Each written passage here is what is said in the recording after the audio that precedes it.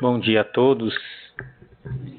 Que a paz do Mestre Jesus nos envolva em mais essa oportunidade. Hoje nos propomos a tratar de um tema aqui na Casa Espírita que já gostaríamos de ter abordado há algum tempo, no mês de janeiro, mas o mês de janeiro foi todo preenchido, né, com expositores convidados de outras casas espíritas que nos brindaram com seus ensinamentos. Então, já que não pudemos falar no mês de janeiro, agora no início de fevereiro, falamos sobre os transtornos mentais na visão espírita. E por que gostaríamos de ter abordado esse tema no mês de janeiro? Porque o mês de janeiro foi dedicado a uma campanha da sociedade civil, ainda não tão famosa quanto os seus irmãos Outubro Rosa, Setembro Amarelo, Novembro Azul, mas já ocupando um certo destaque na mídia, que é a campanha Janeiro Branco, que neste ano de 2020 tinha como tema Precisamos falar sobre saúde mental. E falando de saúde mental, também precisamos falar sobre transtornos mentais. Então, embora essa campanha já tenha se encerrado, essa campanha que ela se realiza no mês de janeiro, por ser um mês onde as pessoas estão replanejando suas vidas, início de ano, traçando metas. Então, é importante falar de um tema que muitas vezes atrapalha o nosso desenvolvimento, atrapalha demasiadamente a nossa vida, por não conhecermos, não tratarmos e não darmos muitas vezes a devida importância para a saúde mental. Um tema que abrange uma série de transtornos que nunca afetaram tanto a humanidade quanto hoje.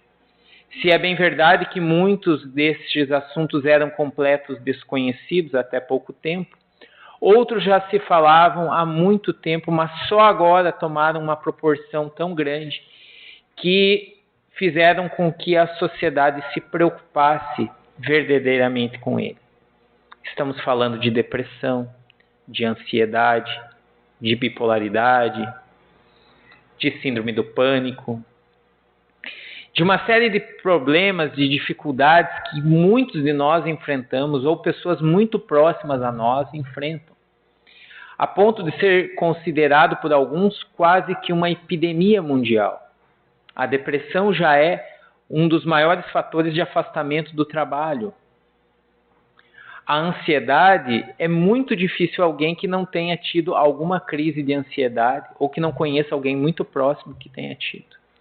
E isso, se não bem, pode dificultar em muito o desenvolvimento das pessoas. Sem falar em quadros que vão se agravando com o tempo, como a demência, a esquizofrenia e por aí vai. Então nós precisamos falar. Eu achei interessante que o tema da campanha Setembro Amarelo do ano passado era precisamos falar sobre suicídio, porque as pessoas têm um pouco de medo, de receio de falar sobre isso. E o tema dessa campanha é precisamos falar sobre a saúde mental, porque nós também temos um certo tabu. A gente fala para alguém que está querendo ir ao psicólogo, ao psiquiatra, as pessoas já olham diferente para a gente. Já começam a olhar, nossa, será que está ficando louco? Para mim, elas não pensam, né? Porque eles não acham que eu estou ficando, né? Já tem algum juízo de valor formado anterior. Mas é impressionante como as pessoas ainda têm essa resistência, né? Eu comentava com a Suzane aqui no início e ela falou assim, nós já estamos no século XXI. Pois é, no século XXI e ainda é um tabu muitas vezes falar sobre saúde mental. Mas é óbvio que nós não faremos essa abordagem do ponto de vista médico, seja por nos faltar subsídios, seja por não ser exatamente o foco dessa casa. Mas falamos sobre esse tema do ponto de vista espiritual. Qual a contribuição da doutrina espírita para a solução desses problemas? O que o espiritismo tem para nos falar sobre os transtornos mentais? E embora o tema seja muito atual, Kardec já tratou disso há mais de 150 anos. Em um artigo na Revista Espírita de 1862, de abril de 1862, Kardec disse que abrindo novos horizontes a todas as ciências, o Espiritismo vem elucidar a questão tão obscura das doenças mentais, ao assinalar-lhes uma causa que, até hoje, não havia sido levada em consideração. Causa real, evidente, provada pela experiência e cuja verdade mais tarde será reconhecida. Vejam só, Kardec, em 1862, está falando que a questão das doenças mentais ainda é um tanto obscura, e vamos combinar que até hoje não temos uma elucidação completa dessas questões. Mas ele vem dizer que o Espiritismo traz uma contribuição que até então não havia sido considerada. O Espiritismo traz novos conhecimentos que podem auxiliar na compreensão e no tratamento dos transtornos mentais que não havia sido levado em consideração. Em outras palavras, é como se os médicos estivessem tratando algo sem saber o que era a causa daquilo, ou sem saber qual era a causa correta daquilo que eles estavam tratando, e o Espiritismo vinha dizer: isso ocorre por uma causa que até então vocês estão ignorando. E ele diz que mais que toda essa verdade que o Espiritismo vem trazendo está calcada na experiência, nas lições que os Espíritos estão trazendo e confirmadas pela experiência, e cuja verdade mais tarde será reconhecida. Ele está falando isso em 1862. E aí ele diz o seguinte: graças a Deus e para o bem da humanidade, as ideias espíritas fazem mais progresso entre os médicos do que se podia esperar. E tudo faz prever que, num futuro não muito remoto, a medicina saia finalmente da rotina materialista. E a primeira vez que eu li isso aí, eu falei: nossa, Kardec foi muito otimista. Num futuro não muito remoto, a medicina já vai estar aberta para a espiritualidade? E depois eu fiquei pensando, mas o que é o futuro não muito remoto? É que a gente que vive no máximo aí 80, 90, 100 anos, o futuro não muito remoto é agora, é daqui 5, 10 anos. Mas para o espírito imortal, quanto seria isso? 100, 200, 300 anos? Não sabemos. Fato é que ainda a espiritualidade não é plenamente considerada pela medicina, mas já é muito bem avaliada. Temos hoje em faculdades disciplinas de medicina e espiritualidade. Temos estudos que buscam aferir os efeitos da espiritualidade na saúde das pessoas. Essa mesma abordagem que estou realizando aqui hoje, realizei pela primeira vez a convite de uma clínica psiquiátrica da nossa região, que, ao avaliar que somente a ciência, somente a medicina ortodoxa tradicional não explica todos os fenômenos com que eles lidam no dia a dia, se abrem à possibilidade espiritual. Então é óbvio que a medicina ela está caminhando, está evoluindo, está se abrindo para o horizonte espiritual. Mas afinal, como o Espiritismo se posiciona? O que o Espiritismo tem para falar? E com que autoridade o Espiritismo quer trazer novos conhecimentos para a medicina? Aí eu peço a paciência de vocês para fazer um pequeno registro histórico de como o Espiritismo chegou até esse ponto de querer dar uma contribuição à medicina. Eu volto um pouquinho no tempo, no ano de 1848, quando ocorreram os fenômenos que ficaram famosos como fenômenos de Hydesville. Aconteceram nos Estados Unidos, envolvendo uma casinha, se não essa, parecida com essa, onde um casal com suas 3 filhas começou a passar por alguns fenômenos curiosos. Eu sempre brinco que é fenômeno curioso porque nós não estávamos lá. Para quem estava lá, provavelmente o fenômeno mereceria outra descrição, assustador, assombroso, seja lá o que for. Mas a gente que está de fora é curioso. E esses fenômenos curiosos consistiam em batidas, pancadas de madeira na casa, né? O solo da casa. Ele falou assim, mas isso é normal, minha casa de madeira também faz isso. Pois é, mas parecia que era algo organizado. E em algum momento, a filha mais nova daquele casal teve a brilhante ideia de começar a fazer perguntas para a casa e convencionou que se a casa desse uma batida, a resposta era sim. Se desse 2 batidas, a resposta era não. E, para a surpresa de todos, a casa começou a comunicar-se com aquelas crianças. E nisso vieram vizinhos, vieram outras pessoas, e alguém teve uma outra brilhante ideia de utilizar a casa, aquela comunicação, como se fosse uma espécie de telégrafo. Então, quando faziam perguntas, diziam, uma batida é letra A, 2 batidas é letra B. E assim eles foram se comunicando. E aí eles descobriram que quem estava produzindo aqueles fenômenos, era um espírito chamado Charles Rosman, que dizia ter sido assassinado naquele local e que estava ali, o seu corpo estava enterrado naquele local.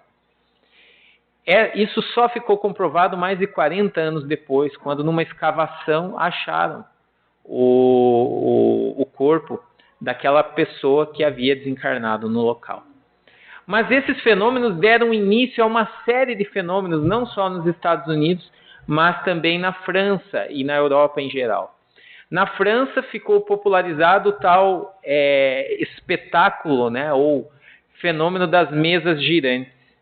E nesses fenômenos muito curiosos também, as mesas ou cadeiras de uma assembleia começavam a movimentar-se. E também produzir fenômenos muito parecidos com aqueles que ocorriam em Hydesville. E também não demorou muito para que se estabelecesse uma comunicação com aqueles seres que produziam esse fenômeno. Até aí tudo bem. Fenômenos assim, chamativos e coisa, talvez a gente veja aí no Discovery Channel ou em outras fontes de informação. Mas, a partir desses fenômenos, uma pessoa muito cara para nós realizou um trabalho considerável. Nós falamos, obviamente, do professor Hippolyte Léon Denisard Rivail, que usou o pseudônimo de Allan Kardec, e que, ao conhecer esses fenômenos, num primeiro momento cético, porque achava que não era possível que aquilo estivesse acontecendo de verdade, foi levado até esses fenômenos e verificou que se havia ali um efeito, haveria de ter um efeito inteligente, porque as mesas respondiam perguntas. E ele teve um raciocínio. Então há um ser pensante, há algo por trás disso, e nós precisamos investigar o que é. E ele se debruçou sobre esses fenômenos, e desses fenômenos retirou algumas lições. Soube que aqueles fenômenos eram produzidos por espíritos, e que os espíritos nada mais eram que a alma dos homens, que como nós, vivem durante um tempo nessa vivência material, e que ao desencarnar deixam o corpo e prosseguem em sua jornada. E vendo que esses espíritos tinham alguns conhecimentos inacessíveis a nós encarnados, ele vislumbrou a possibilidade de obter novas informações, conhecimentos que a humanidade ainda não havia chegado, confirmar eventuais teorias, mas também trazer novos conhecimentos para a humanidade. E a partir daí formou-se toda uma doutrina científica, filosófica, com efeitos morais e religiosos, que é a doutrina espírita. E essa doutrina, formada pelo ensino dos espíritos, confirmado por outros espíritos, por outros médiuns, por uma série de metodologias que Kardec utilizou, ele que era um educador, professor, experiente nessa área. Esses ensinamentos vêm contribuir com uma série de problemas que a humanidade enfrenta. Mas, principalmente, vem trazer uma oposição àquilo que estava em voga na época, que é o materialismo. o Espiritismo, sendo uma crença espiritualista, vem se opor à crença materialista, de que a vida resume-se à matéria, que encerrada a vida material, tudo estaria encerrado. E por que isso é importante? Porque o simples saber que nós não somos seres criados a partir da fecundação do óvulo pelo espermatozoide, passando por uma vida intrauterina, pelo nascimento até o nosso passamento, até o óbito.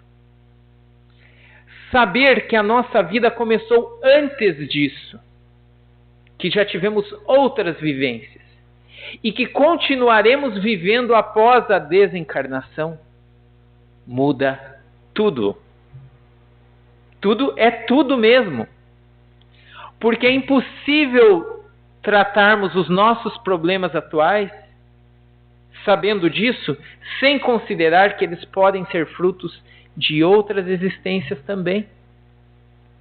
É impossível não parar para pensar nas consequências dos nossos atos hoje, sabendo que a vida não termina com o túmulo, que nós continuaremos e teremos que enfrentar as consequências dos nossos atos, se não nessa vida, em outras. E é impossível não pensar que se nós sobreviveremos à morte do corpo físico, isso quer dizer que todas aquelas pessoas, todas, sem exceção, que nós convivemos durante essa existência e que já se foram antes de nós, estão vivas. Em outro plano da vida, mas estão vivas. E que o Espiritismo nos ensina, podem se relacionar conosco como se relacionam constantemente. Isso faz toda a diferença nessa abordagem. Saber que há um espírito. E eu coloco aqui a foto de um rádio, um radinho bem velho, na verdade, né? Alguns talvez nem tenham reconhecido que aquilo é um rádio, gente. Para quem não conheceu, isso é rádio, tá? Aparelho de rádio. Porque eu me recordo de um exemplo utilizado por um expositor espírita, médico do estado do Rio Grande do Sul, o Sérgio Lopes.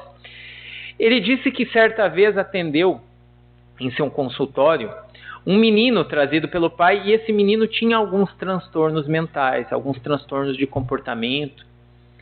E o pai, ao tentar falar algumas coisas diferentes, esquisitas que o menino fazia, disse a ele que certa vez o menino desmontou um rádio. E desmontou com uma vontade de achar algo e se decepcionou muito quando desmontou o rádio peça por peça.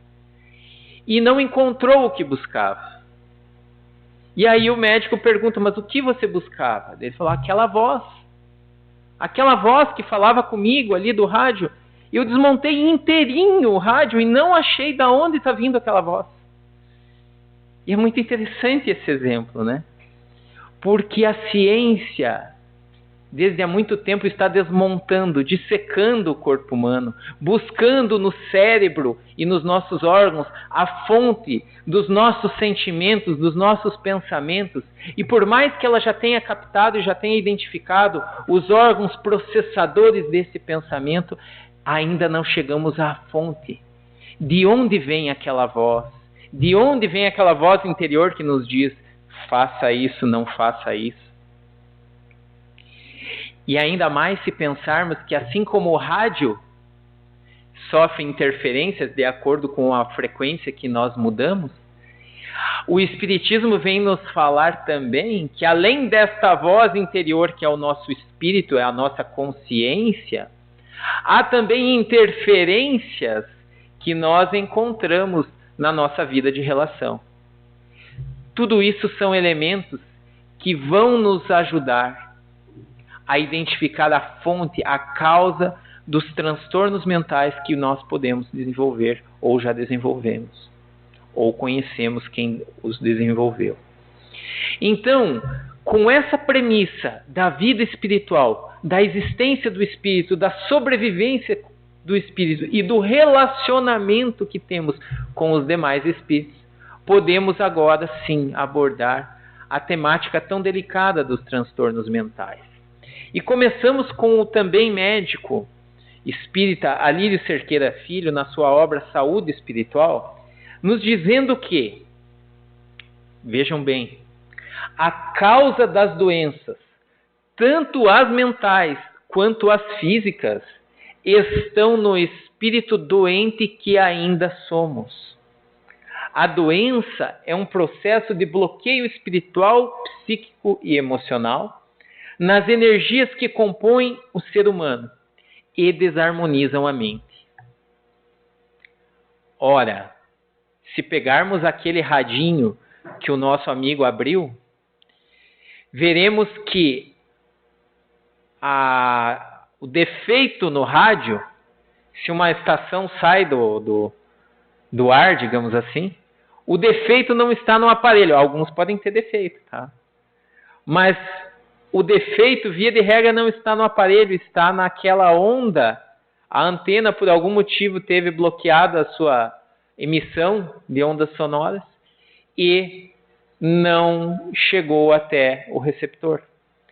Da mesma forma, as nossas doenças, elas se manifestam pelo nosso corpo físico. E as nossas doenças mentais também se manifestam pelo nosso órgão cerebral. Mas a causa dessas doenças não está no organismo físico. Ela está no espírito, que muitas vezes traz enfermidades desta e de outras vidas. O espírito doente que ainda somos. Ufa, que é ainda. Porque temos a possibilidade diária de nos tratarmos espiritualmente, de nos melhorarmos espiritualmente. Mas isso aqui é algo que a medicina nunca levou em consideração.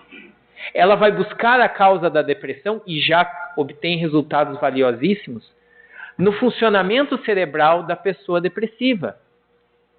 Mas ainda falta um elemento que é a causa, o porquê de níveis mais baixos deste ou daquele hormônio, desta ou daquela substância.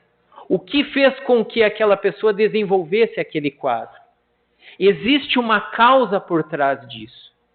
E a causa pode ser, e é isso que o Espiritismo propõe, espiritual. Assim como para a ansiedade, assim como para a bipolaridade, para a síndrome do pânico e tantas outras enfermidades mentais que nós podemos enfrentar.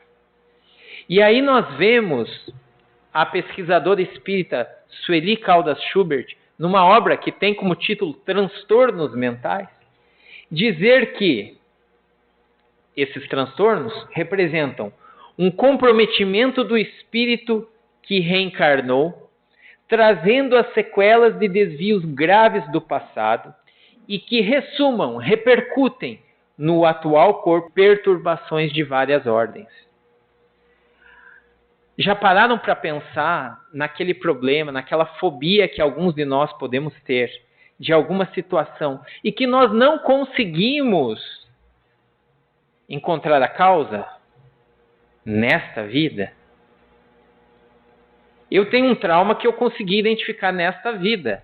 Depois fui saber que a minha mãe socava em mim aquelas papinhas que era um misto de qualquer coisa que você achasse na geladeira e colocasse no liquidificador e virava algo marrom ou sei lá o quê. E aí depois disso eu tive uma dificuldade muito grande para comer qualquer legume e verdura, porque ela me traumatizou com isso. Na vontade, obviamente, de acertar e de me dar uma boa alimentação. Mas eu identifiquei esse trauma, estou tratando, buscando. Cada um tem vários que vai conseguir verificar na sua infância ou alguns anos atrás. Mas existem pessoas que não passaram por nenhum trauma aparente nessa encarnação e não conseguem entrar no elevador. Não conseguem subir num avião. Não podem ver uma chuva que ficam desesperados. E que buscam nessa vida alguma causa, alguma explicação e não a encontram. Há pessoas com crises de ansiedade que tiveram um desenvolvimento natural, normal, como todas as outras pessoas, mas que em determinado momento da vida começam a desenvolver essa ansiedade crônica e que não encontram na sua vida pregressa qualquer explicação para isso. Sueli Caldas Schubert, baseado naquilo que Kardec fala, vem dizer que muitos desses comprometimentos, dessas dificuldades, são sequelas de um passado que hoje nós não lembramos, mas que ele está na nossa mente.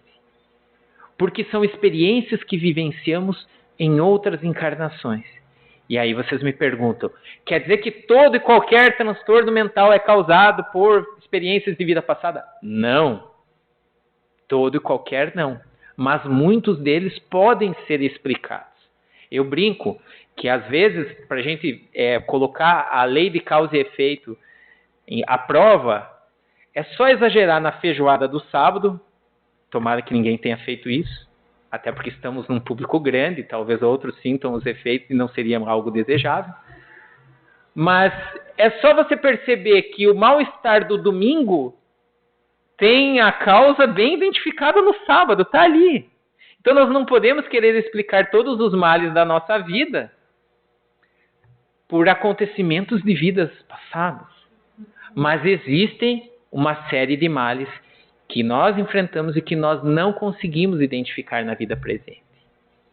Mas o Espiritismo oferece outras explicações, como aquela que está contida no livro A Gênese, na segunda parte, na parte que fala dos fluidos, explicando aquilo que se chama de obsessão, que aliás foi tema da exposição de quarta-feira passada, dizendo que obsessão é uma ação persistente que um espírito mau exerce sobre um indivíduo. Apresenta caracteres muito diferentes que vão desde a simples influência moral, sem perceptíveis sinais exteriores, até a perturbação completa do organismo e das faculdades mentais. Todos devem ter algum amigo, conhecido, colega, para aquela ansiedade crônica que nos faz perder compromisso, dizendo, eu não vou. Porque dá dor de barriga, porque dá sudorese, porque dá calafrios.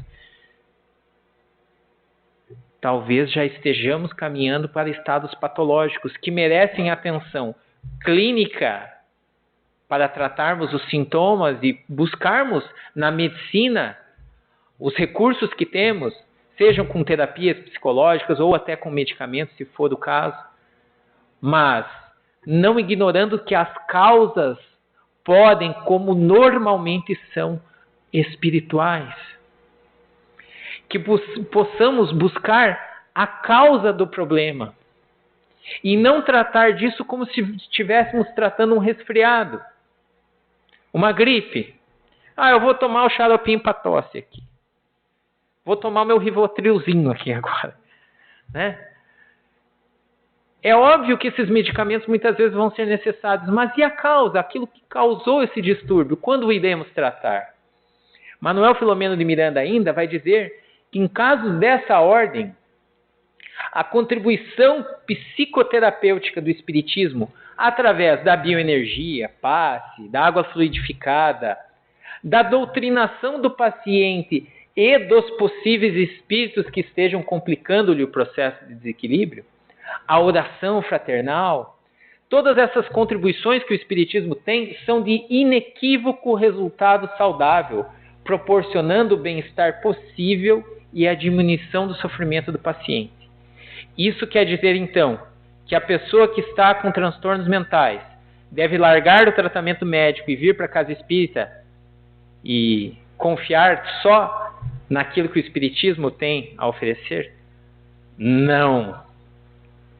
E se tem algo que eu queira que vocês gravem, né? Então quem estiver dormindo, dá aquela chacoalhada assim, não, em hipótese alguma, devemos abandonar o tratamento médico, psicológico, seja lá qual terapia estejamos nos submetendo. O Espiritismo vem complementar essa terapia. Vem agir sim na causa. Mas é preciso que nós estejamos dispostos a isso. Porque, num primeiro momento, temos as terapias que se assemelham ao pronto-socorro. O passe, a água fluidificada, são terapias para que nós possamos melhorar a energia que tão conturbada fica a partir dessas influências. Mas a partir da melhora do paciente, digamos assim, nós temos outras terapias espíritas. A doutrinação, que aqui Manuel Filomeno de Miranda fala, é a preparação para que nós possamos buscar em nós mesmos as respostas e as curas que buscamos para a nossa dificuldade. A oração que ele recomenda é a prevenção. Oremos e vigiemos para que não tornemos a voltar a esses transtornos que tanto mal nos causam. Nós vamos ver, por exemplo, Joana de Ângeles falando na obra Conflitos Existenciais, psicografada por Divaldo também, que a cura real de qualquer paciente reside na sua transformação moral para melhor. Porquanto pode recuperar a saúde física, emocional e mesmo psíquica. No entanto, se não aceitar a responsabilidade de auto-iluminar, logo enfrentará novos problemas e situações desafiadoras. Ora, eu estou com um problema, faço meu tratamento médico, venho à casa espírita, tomo passe, tomo água fluidificada, converso no atendimento fraterno, recebo algumas orientações, começo a estudar o espiritismo, passo a fazer da oração um hábito. Tudo isso vai fazer com que eu me transforme para melhor. Mas se eu fizer disso apenas um ritual, como se fosse um tratamento, uma dieta. Já viram aquela dieta? Eu conheço bem isso, gente. Aquela dieta que você faz por um tempo, aí dá resultado, emagreceu. Opa, beleza. Acabou a dieta, vou voltar daquele jeito, né? Vamos tirar o atraso. E volto aos hábitos alimentares que me levaram para aquela condição anterior. Toda aquela condição anterior vai voltar. Então é necessário, e Joana de Ângeles fala isso, que nós busquemos na terapia espiritual um modo de transformar as nossas vidas por completo, não por um tempo, não porque eu estou obsidiado, ou porque eu estou com crises de ansiedade, ou porque eu estou com depressão, mas porque eu preciso me tornar uma pessoa melhor. Esse é o meu objetivo. E me transformando em uma pessoa melhor, eu vou prevenir-me desse tipo de acontecimento, desse tipo de transtorno. Jesus recomenda isso de forma muito clara quando atende aquele caso da mulher adúltera que estava para ser apedrejada e ele a salva, né, mostrando que nenhum dos outros que buscavam apedrejá-la tinha moral suficiente para julgá-la. Mas aí quando todos os seus acusadores vão embora, Jesus chega para ela e diz: agora vai. Primeiro fala, onde estavam aqueles que te acusaram, né? E ela vê que ela se livrou daquele problema. Aquele problema estava resolvido. Ela não seria apedrejada. Mas Jesus fala, agora vai, segue em frente. E não peques mais, para que não te aconteça coisa pior. Isso é uma lição que nós temos que ter muito viva em nossas vidas. Nós passamos por essas dificuldades. São naturais, estamos em processo de aprendizado. Quem de nós nunca teve nenhum tipo de transtorno mental, espiritual, ou qualquer situação onde os nossos sentimentos em conflito nos fizeram ficar em desequilíbrio? Muitas vezes encontraremos a solução para esses problemas aqui na casa espírita, na doutrina espírita que vai nos auxiliar. Mas a partir da resolução desse problema temos que estar atentos, para que na nossa trajetória sigamos de forma mais harmoniosa, buscando não desenvolver os mesmos problemas que nos levaram àquela situação. Seguir em frente, sem repetir os erros do passado que nos levaram a desenvolver esse tipo de transtorno. Como fazemos isso? O próprio mestre nos traz um roteiro. O roteiro da caridade, o roteiro da indulgência, da benevolência, do perdão. Busquemos seguir o exemplo do mestre, pois assim, certamente teremos uma caminhada com menos desvios, com menos obstáculos, ou quando eles aparecerem, os superaremos, e isso nos fará pessoas mais plenas espiritualmente falando. Quanto à situação dos transtornos mentais, sei que a grande maioria daqui é espírita ou simpatiza com a doutrina espírita, por isso está aqui. Mas aqueles que não acreditam ou que duvidam da contribuição do espiritismo, eu peço que lembrem da questão do ponto de vista, né?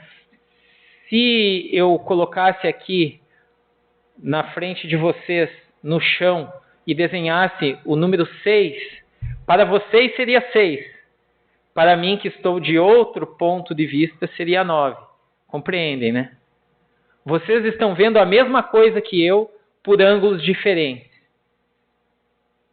O espiritismo não vem querer dizer que a medicina está errada, que só ele sabe a verdade. De forma alguma. O espiritismo admite que a medicina está correta do seu ângulo, do seu ponto de vista. Ela está vendo um corpo doente e ela vai buscar todos os meios para tratar aquele corpo doente. O espiritismo vem de outro lado e olha para o mesmo indivíduo sobre outro ponto de vista, o ponto de vista espiritual. Que nós, nos nossos julgamentos, nas nossas reflexões, levemos sempre em conta isso. O ponto de vista espiritual é importante. Ao olhar para os nossos problemas, pensemos que somos espíritos imortais, que já passamos por isso, que vamos passar por outros. Mas busquemos não somente curar o corpo, mas curar esse espírito imortal que somos, pois é isso que vai nos prevenir de coisa pior, como disse o Cristo. Que Deus nos abençoe e que possamos sempre ter essa reflexão para que a nossa vida espiritual e o nosso panorama mental seja sempre harmonioso e que nos momentos a quem recorrer ao Evangelho do Cristo, à luz que o Espiritismo traz para buscarmos o consolo e o alívio de nossas dores. Obrigado pela atenção de todos vocês. Um ótimo domingo, uma ótima semana a todos nós.